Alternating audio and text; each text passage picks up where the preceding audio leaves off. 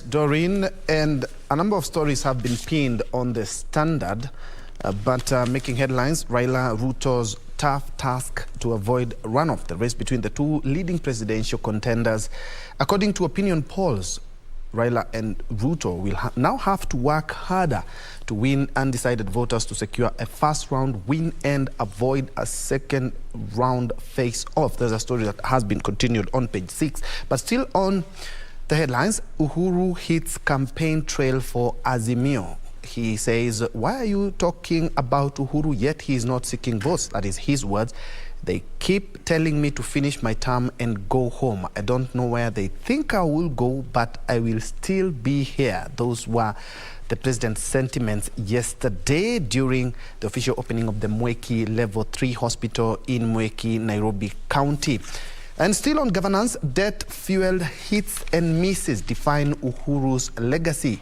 Talking about the mountain of debt President Uhuru Kenyatta's administration has accumulated might pale against the benefits of the project, but he believes he will be vindicated. Something else for, of course, the sports lovers is Mo Farah reveals his identity.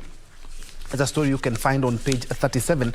And very quickly, Mo Farah reveals he was trafficked to the UK from Djibouti as a child. And he said his name is not even Mo Farah.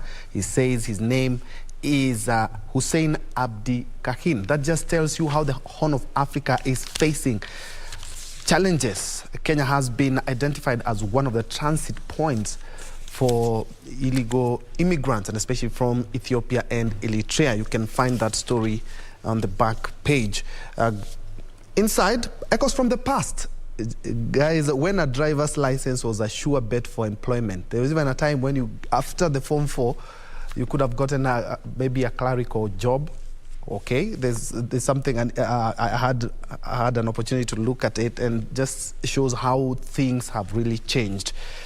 State cracks the whip on top KU administrators in ugly land row. This is something that my colleagues have also mentioned. Embattled Kenyatta University Vice Chancellor Paul Wainaina has been suspended, and according to University Education PS Simon Nabukwesi said the Deputy VC for Academic Affairs, Washeke Wanjohi, will be acting VC for the next 30 days. Of course, it is in relation to the KU land and the World Health Organization planned center there. All right, back to school. Principals in dilemma as inflation pushes up prices. Head teachers are demanding to be allowed to increase the fees. Parents, mnasikia? Yeah, Vicky. Head teachers want to be allowed to increase fees to be able to afford the high food prices.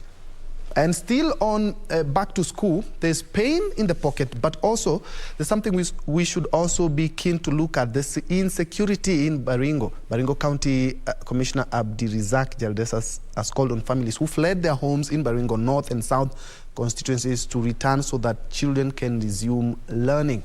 We've had some stories from there, and the security situation has been wanting, and some parents deciding to have their kids at school.